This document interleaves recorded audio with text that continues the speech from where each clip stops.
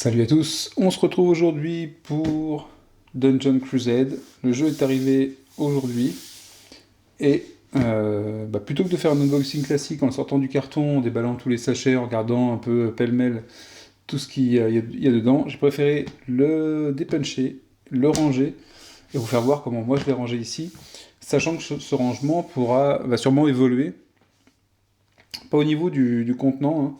Je pense que je vais garder ce principe-là, mais au niveau de la façon dont j'ai arrangé par exemple les pions et les plateaux de là où j'ai rangé mes pions, en fonction comment on joue, comment on fait le setup, parce que quand on a un peu d'expérience sur un jeu, et forcément on sait mieux comment arranger les différents composants. Donc, autant dire, je suis très content d'avoir Dungeon Crusade. J'ai parlé dans ma dernière news du faible emballage, hein, et c'est pas une blague. Alors ici sur ma boîte, j'ai des petits impacts comme ça. Et il y en a un petit peu sur les arêtes, mais pas grand chose. La boîte est pas pétée. Donc ça va aller. Donc le jeu, comment je l'ai rangé Je l'ai rangé en deux boîtes. La boîte principale est utilisée, puisque vu qu'elle n'est pas abîmée, je m'en sers. Et j'ai une autre grosse boîte en bois, qui est une boîte de... je crois qu'elle est une boîte de e-Raptor. Alors elle est un peu vieille, ce qui fait qu'avec le poids, c'est un petit peu affaissé en dessous, mais elle tient toujours. Voilà. Et je vous montrerai après ce qu'il y a dedans. Pour l'instant, on va dire que on va s'atteler à la boîte du jeu. Voilà, on va bien ici. Donc dans la boîte du jeu, qu'est-ce que j'ai fait?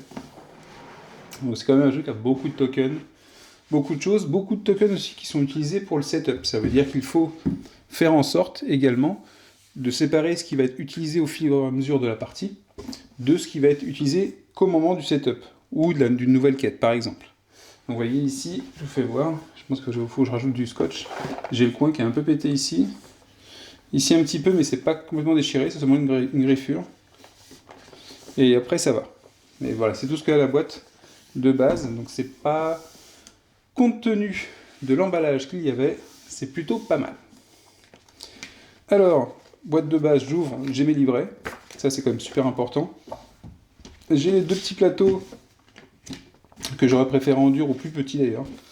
Je sais pas si je vais les utiliser tout le temps parce qu'ils prennent beaucoup de place pour répartir les cartes, donc je verrai. Mais c'est vrai que c'est agréable parce que c'est thématique. Il y a plein de petits dessins super sympas dedans. Bon, ils sont sur le dessus. Donc ça c'est le marché, je crois. Enfin le village. Là on remonte une fois qu'on a qu'on a trucidé, qu'on a réussi une quête plutôt. Et ici, c'est là où on a les cartes de mining, des trucs comme ça. Alors je pense que autant l'autre je vais le garder, autant celui-là, quoi que si, il y a les marqueurs pour indiquer les différents niveaux de spawn et autres. Il est intéressant aussi. Bon voilà, mais ils sont sur le dessus de la boîte en tout cas. Après les livrets de règles. J'ai mis des plateaux dedans. Alors j'ai mis normalement les... j'en ai 6, donc les 6 plateaux du jeu de base, qui sont dans cette boîte-là. Comme ça je peux les mettre en place. Je vais le mettre un petit peu en place d'ailleurs, parce que je ne l'ai pas encore fait. J'ai eu l'occasion de voir les tuiles de près, mais c'est fou. Alors je découvre quand même, parce que j'ai fait du rangement, mais j'ai pas regardé, je me suis pas posé pour regarder beaucoup de choses. Mon fils en a profité pour regarder pas mal de cartes de loot, et s'exclamait à chaque fois qu'il y avait une nouvelle arme, quelque chose avec plein de points dessus. Il me demandait les traductions à chaque fois. C'est super détaillé, super coloré, super joli.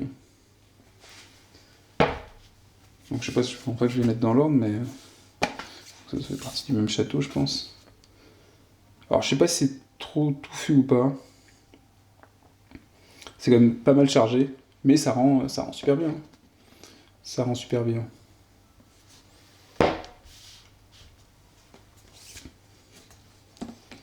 Donc là, on a un côté avec château, je pense. Je sais même plus comment il s'appelle. Celui-là, c'est celui qui est coloré, là, je suis un peu moins fan, mais celui-là, j'aime beaucoup. Vous avez un donjon qui a vraiment une belle tête. C'est... waouh. Alors, je sais pas si on verra bien. Ça fait super chargé. À voir comme ça, on va voir dans l'écran, ça fait super chargé, mais c'est super net, super détaillé.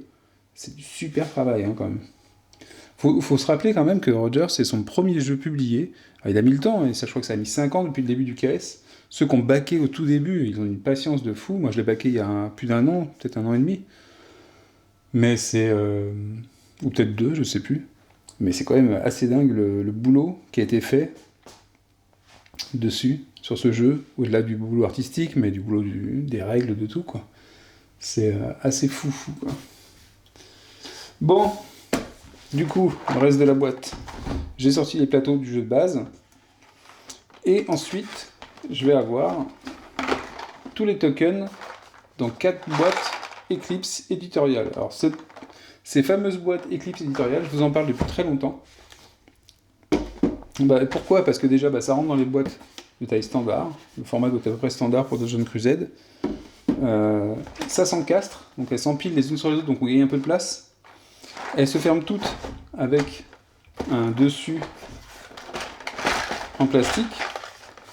Et on peut même les découper, et le dessus se ferme quand même, parce qu'il y a des petits clips dedans, ici des petits inserts, ce qui fait que ça se cale. Et ça, c'est quand même super pratique. Donc quand on les utilise en entier, il n'y a pas de problème. Donc ici, j'ai fait un plateau avec... Alors, un truc que j'étais super surpris, je pensais qu'il y avait beaucoup plus de monstres. Et j'ai été très surpris du faible nombre de monstres. Donc là, j'en ai 1, 2, 3, 4, 5, 6... ici, c'est les aventuriers. Ici, c'est les gardiens.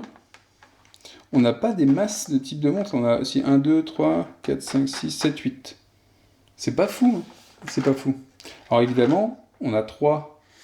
C'est un donjon qui n'est pas surpeuplé. On n'a pas des grappes d'ennemis comme on pourrait avoir dans certains jeux. Shadows of Brimstone, par exemple, trucs comme ça. C'est pas des tas d'ennemis à déglinguer. Sachant qu'en plus, il faut faire attention aux ennemis, puisqu'ils peuvent aller remonter vers le village s'ils se font taper dessus. Ou même quand ils ont décidé d'aller taper le village. Donc, je trouve que c'est un peu sombre ma vidéo, non ? Je sais pas.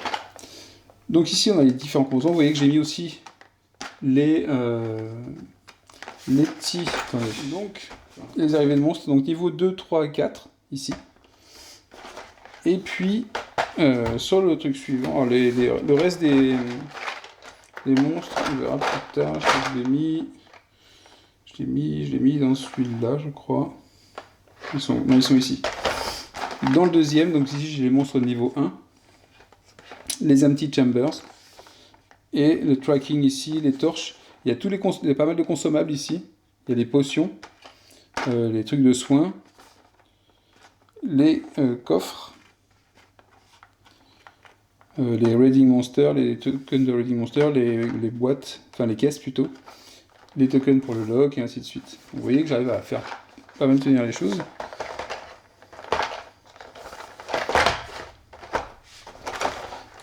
Ici, on a les Mystery Chambers qui sont là, les Traps qui sont ici. Ça, c'est pour l'autre jeu, je crois.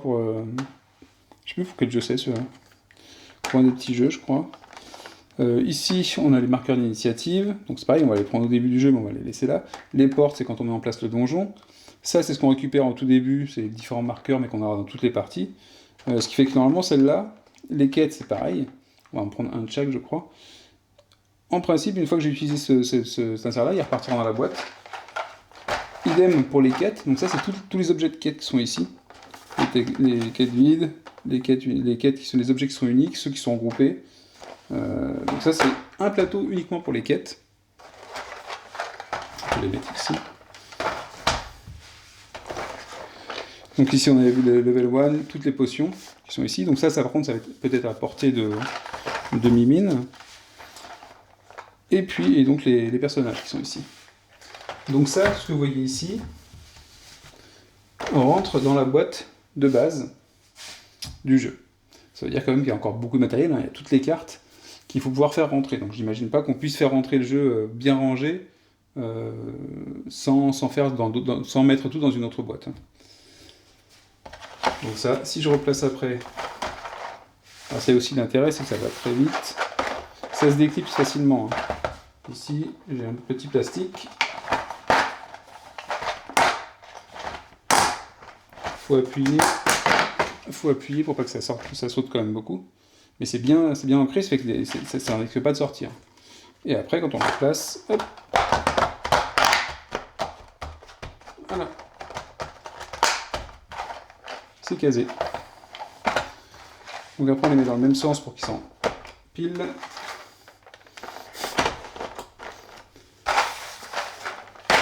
Et je mets les monstres sur le dessus. On prend la boîte, ça rentre dedans. On remet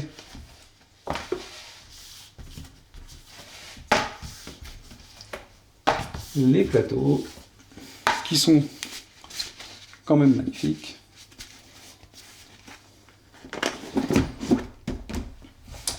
Le livre de règles, le scénario book.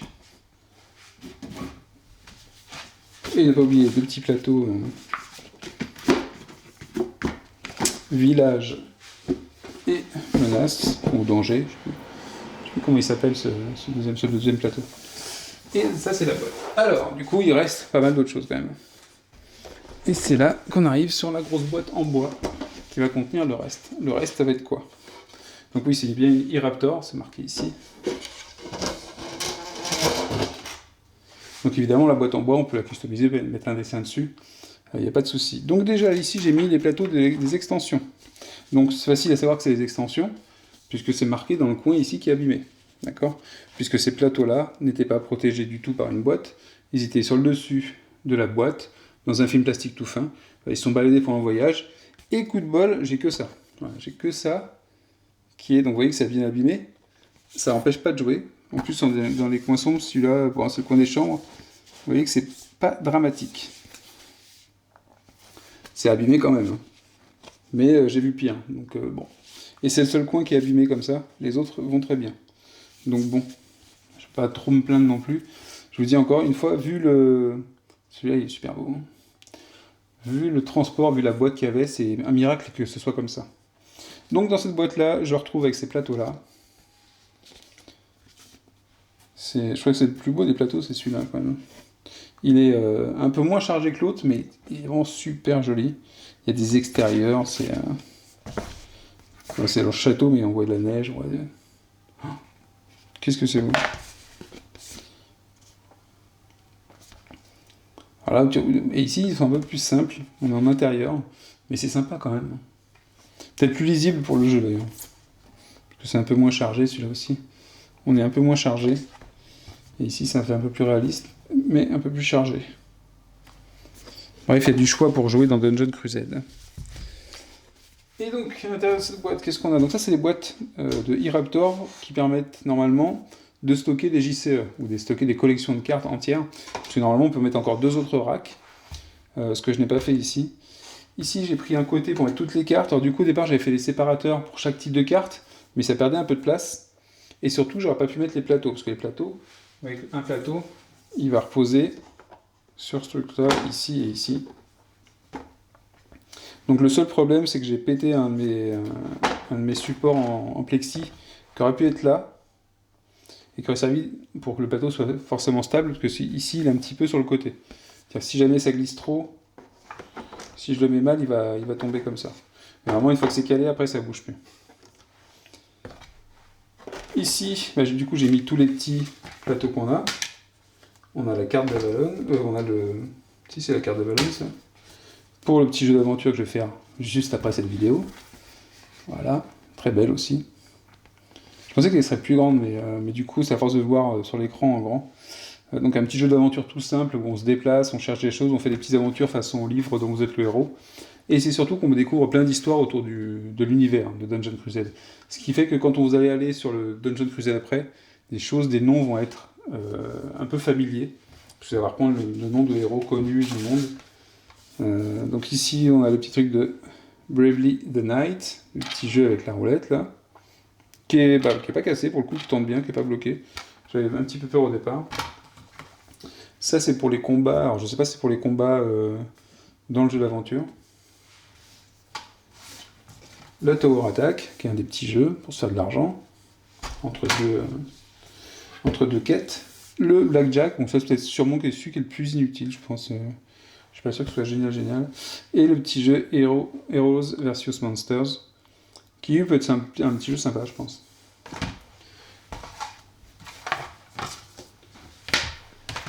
Donc vous voyez que c'était placé ici. À gauche, j'ai toutes mes cartes. Donc ici, on a les cartes de loot, qui sont triées à l'intérieur par rareté de loot. Parce que je crois qu'on doit faire des sélections dedans. On n'a pas tout le deck de loot à chaque fois. Il me semble qu'on fait une sélection sur le loot. avec une typologie de nombre de rares et ainsi de suite, je crois. Hein. J'ai fait ça au souvenir. Sinon, je rectifierai, bien sûr. Ici, devant, j'ai les pioches pour miner un petit peu, pour récupérer du minerai, les cartes de tâches, les missions de taverne, et les cartes de blessing, donc de bénédiction qu'on récupère, je crois, dans le village, contre de l'argent. Ensuite, j'ai les traps et les cartes de rencontre, je crois. Ah non, les treasures, les cartes de trésor pour les coffres.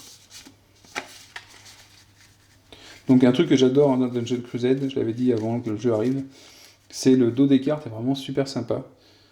Là, vous voyez, vous avez un chevalier avec un squelette qui a été percé, un peu comme dans Indiana Jones le premier, quand il se retourne et qu'il voit un mec qui était planté depuis très longtemps.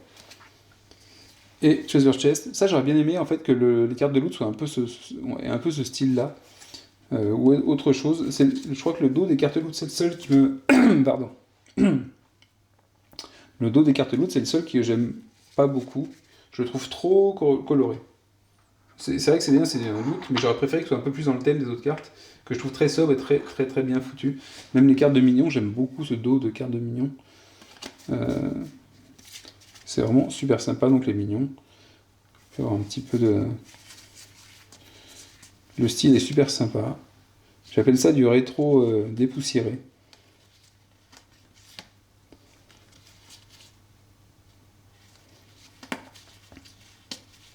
C'est super cool.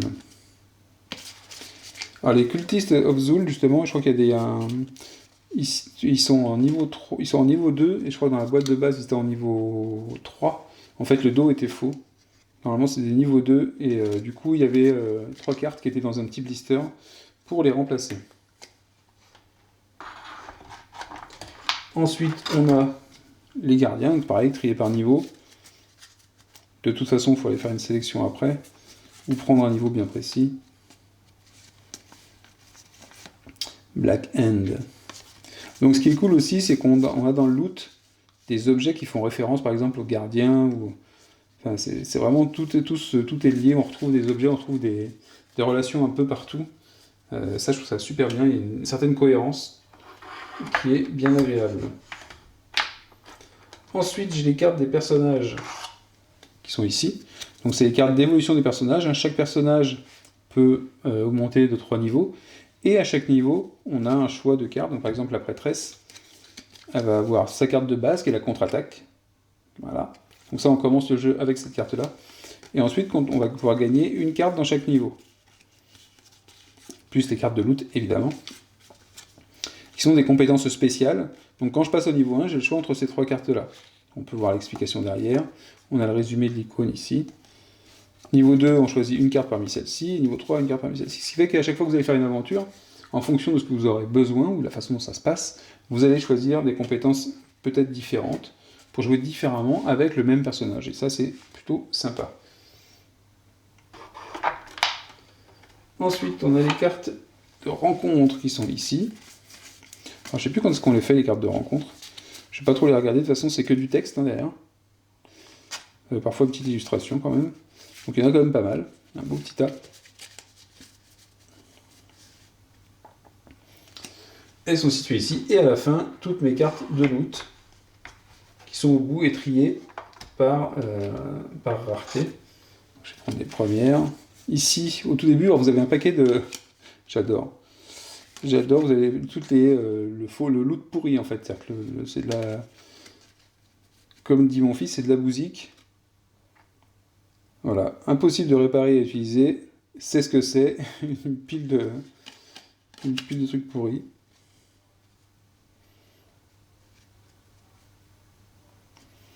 Et ça, c'est quoi? C'est une masse qui a été utilisée par un enfant d'Avalon pour jouer à un jeu avec ses amis qui s'appelle Tape le Troll. Il y a plein de trucs comme ça, plein de petits textes. Toutes les cartes ont des petits textes d'ambiance aussi. Et c'est bien sympathique. Donc vous voyez qu'on a pas mal de cartes qui sont du junk loot. Donc du poubelle. Et après vous avez en haut à droite la petite icône qui vous dit... Alors ce n'est peut-être pas dans l'ordre parce que c'est mon fils qui les a triés. Je fais travailler mon fils. Euh, et du coup, voilà, elles sont quand même triées par type de loot. Et vous avez les armes démoniaques qui sont super puissantes, mais très dangereuses à utiliser, puisque ça peut vous créer de graves problèmes. Donc voilà, ici, toutes les cartes. Alors, les cartes qui rentraient ici et qui n'étaient pas trop hautes. Les cartes qui sont ici encore sous blister, ce sont les monstres plus expérimentés. Vous savez qu'avec les extensions, on avait des monstres supplémentaires, donc elles sont toutes ici. Les gardiens et les minions de niveau supérieur sont ici. Je ne les ai pas sortis pour l'instant. Je vais me contenter de jouer avec le jeu de base déjà. Ça sera très bien. Et après, je pense que je ne les mettrai pas toutes d'un coup, mais peut-être que j'insérerai parfois certains monstres, s'ils me paraissent bien sympathiques. Pour l'instant, ils sont sous blister. Ils restent ici, donc j'en ai là et j'en ai un paquet en dessous. Les petites cartes, je les ai toutes cumulées ici parce que dans une boîte, c'est pas pratique d'avoir un rangement pour les petites cartes. Donc elles sont toutes ici, elles tiennent bien. Toutes les petites cartes, donc on a les pierres. La grosse partie, c'est tout ce qui est récupération dans les mines. Hein, c'est les cartes de mining, la grosse partie, qui vous disent qu'on trouve. On a les pierres précieuses qu'on peut faire fabriquer pour les mettre sur les équipements. Hein. Et ici, ça, ce sont les cartes de statut. Donc c'est les plus petites. Il y avait beaucoup de formats différents de cartes dans le jeu. C'est un petit problème, je trouve. Elles sont pas au format standard. Je ne suis pas sûr qu'il y ait des sleeves pour les cartes. Moi, ça ne me dérange pas. Je pense pas que je vais sleever mon jeu. Mais voilà, il y a beaucoup de formats. Je crois que ça dérange pas mal de monde. C'est assez exotique en format. Donc là, ici, il y a le jeu de Blackjack. Donc c'est un jeu classique. Ici, c'est pour un des petits jeux aussi, Bravely the Night. Donc ça, je l'ai laissé sous blister pour l'instant. Ensuite, qu'est-ce que nous avons? Nous avons ici des petits marqueurs pour les fiches de personnages. Ça, c'est le truc j'ai pas essayé d'ailleurs. Je vais essayer devant vous. En direct live. Je pense que c'est la seule chose que j'aime pas trop dans la... Ah bah tiens, j'en ai un qui est cassé d'ailleurs, j'ai un petit bout de plastique. Parce que je pense que c'est fragile déjà. Donc ici, on va continuer. J'ai les grandes cartes, j'ai les gardiens épiques, je pense. Vous voyez qu'il y a la difficulté des gardiens est indiquée par nombre de crânes. Donc il y a les niveaux 1 dans le jeu de base, les niveaux 2 et les niveaux 3. Alors, ce qui peut être bien, c'est de se mettre pas forcément beaucoup de cartes de niveau 3, mais en mettre une énorme, et si on tombe dessus, on se met tous à partir en courant. Ça, c'est les cartes qui ont été remplacées. Les cultistes of Zul, vous voyez qu'ils sont... Ah bah non, d'ailleurs, c'était en niveau 1. Ah bah, je me suis pas trompé, par contre.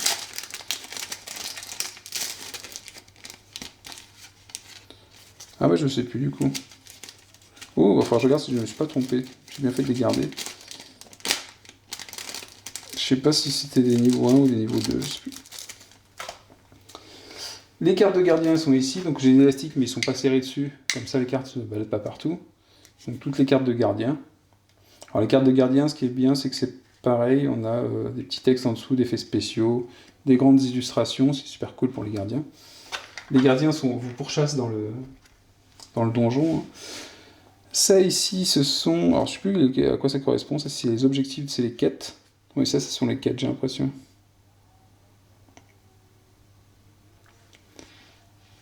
Petite carte. Et ici, ce sont les rencontres qu'on a dans le jeu Avalon. Parce que ici, on lance le dé, et en fonction du résultat du dé, on a la petite histoire devant, je crois. Ah non, mais à chaque fois, c'est un côté différent. Et en fonction de ce qu'on lance, on a un petit paragraphe. Et voilà, on avance comme ça dans l'aventure. Donc très très léger, très simple. Qui est plus un prétexte à découvrir le monde que à faire vraiment un vrai jeu comme ça. Donc voilà, les fiches de personnages, elles paraissent fines, mais elles sont plutôt épaisses, elles sont de bonne qualité. J'étais surpris, je pensais que j'ai eu peur que ce soit vraiment très, très, très fin. C'est fin, mais c'est correct. Et c'est de bonne qualité. On a une sensation de carton plastifié un petit peu. Et donc, alors par contre, du coup, ça va forcément warper un petit peu. Ça va se tordre un petit peu. Et ça vient dessus pour indiquer où est-ce qu'on en est. Donc faut pas l'enfoncer trop, sinon c'est pas bon. Et après on fait comme ça. Alors vu qu'elles sont un peu plastifiées, je pense que ça va résister. Le seul truc c'est que... alors ça s'accroche bien, c'est-à-dire que vous pouvez déplacer votre fiche de personnage, ça bouge pas, c'est pas comme des pions dans lesquels on met les blessures ou autres. Ça c'est un avantage. L'inconvénient, je trouve, donc vous avez l'histoire du personnage derrière, et ses habilités spéciales d'ailleurs. Et ça va être sa ville d'origine, j'imagine. Et vous avez donc vous avez les points de vie en haut, qui commence là où c'est entouré. Je sais pas s'il faut que je mette comme ça ou comme ça. Ah, comme ça, c'est pas mal. Et on va mettre les points d'essence qui sont en bas. C'est les points d'essence, hein, ici. Le truc, c'est que forcément, bah, ça vous fait un petit truc comme ça vous fait un petit rebond, et du coup, la carte va pas sûrement tenir très droite sur le truc de jeu. Je sais pas, vous le voyez pas là. Hop. Ça va être comme ça. Donc à voir. Il n'y a pas grand chose à mettre. Je l'aurais fait peut-être un. Alors, vu qu'on gère 6 personnages, c'est bien que ce soit pas trop grand. C'est vrai que j'aurais fait plus grand et plus épais, je pense. Avec un autre système de marqueurs. C'est pas un système que j'apprécie le plus dans les jeux. On peut facilement remplacer ça par 2 dés, je pense. Un dé 20 ou un dé. Ah non, même un dé 100, il faudrait. Pour le gérer. Ce serait peut-être plus simple, ou des compteurs différents. En attendant, bon, après, ça fonctionne quand même. Hein. Je perds des points de vie, hop, je le déplace. En espérant que ça use pas trop le bord. Pas trop le bord de ça. Bon. Donc voilà, on a aussi les cartes pour Albus, le chien qui vous permet en fait de faire la mule, c'est un chien qui fait le mulet, entre le village et le groupe d'aventuriers. Il peut circuler dans le donjon, il peut augmenter de niveau 1, niveau 2 et niveau 3. Et plus il va augmenter de niveau, plus il pourra porter des choses, et vous les emporter. Et en plus, il peut passer à côté de vous et le dropper les différents objets, ce qui fait qu'il ne perd pas de temps à s'arrêter à chaque fois pour faire un échange. Donc ça, c'est un super moyen thématique de dire que les aventuriers sont dans le donjon, mais vont pouvoir récupérer des nouvelles choses, tout en restant dans le donjon et en étant occupés, grâce au chien. Donc, je reviens sur ma petite boîte. Les personnages, on en a pas mal avec l'extension, donc on a 2 fiches par personnage. Puisqu'on a niveau 1, l'histoire, le background du personnage, le niveau 2 et le niveau 3. Avec des valeurs différentes dans les différentes compétences et dans les différents types de combats. Puisque ici, vous avez les compétences. Donc on va dire force, mouvement, lockpicking. Ça, je sais pas ce que c'est. Ça doit être l'intelligence, peut-être l'agilité ici. Après, je sais plus, là, c'est le hide, je crois que c'est pour se cacher, la discrétion. Et après, vous avez les 6 types de combats qui sont disponibles dans le jeu. Et donc ça vous fait un bon petit paquet une belle brochette, je dirais. Et sur la fin, il y a les héros qui viennent avec l'extension, il y a une extension avec des héros supplémentaires. Je pense que c'est une des extensions qu'il faut avoir si vous voulez le jeu de base, plus l'extension des héros, ça permet de varier vos équipes, et je pense que c'est là où est le plaisir.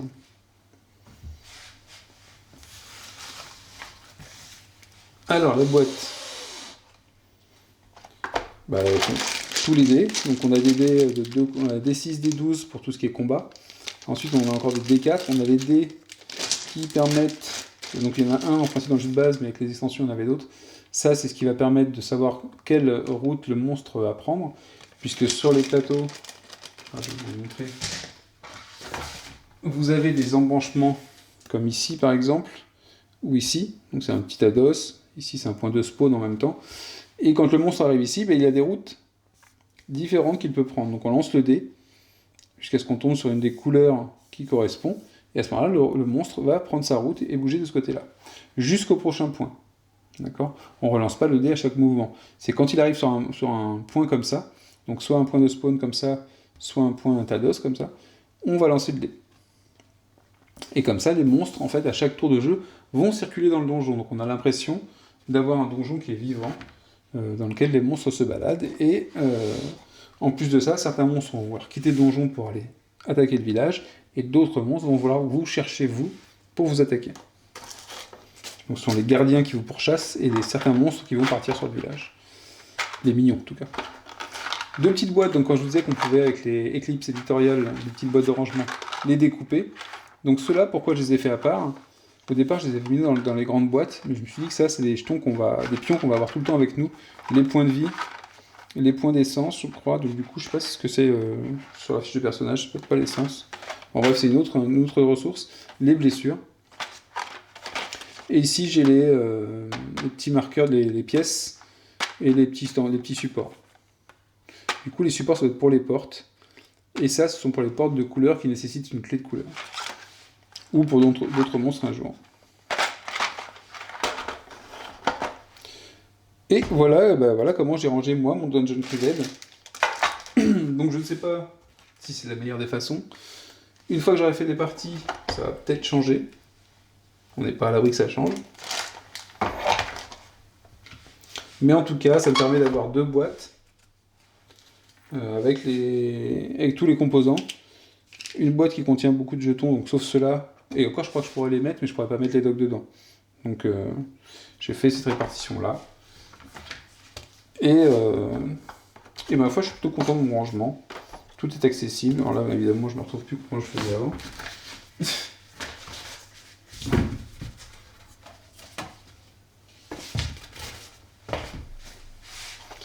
Qu'est-ce que j'ai foutu?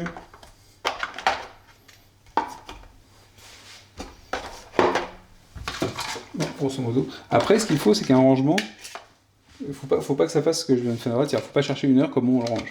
Si vous rentrez tout ric-rac, que ça passe au poil de cul, comme on dit, mais parce qu'il faut placer dans un certain sens, un certain ordre, c'est pas bon du tout. Vous allez perdre autant de temps que si tout était en vrac ou si vous cherchiez au moment du setup. Donc, vaut mieux avoir un rangement qui soit quand même pas trop prise de tête à retrouver les différentes positions. Là, je ne trouve pas avoir perdu trop de temps. Hop, je remets mes plateaux ici.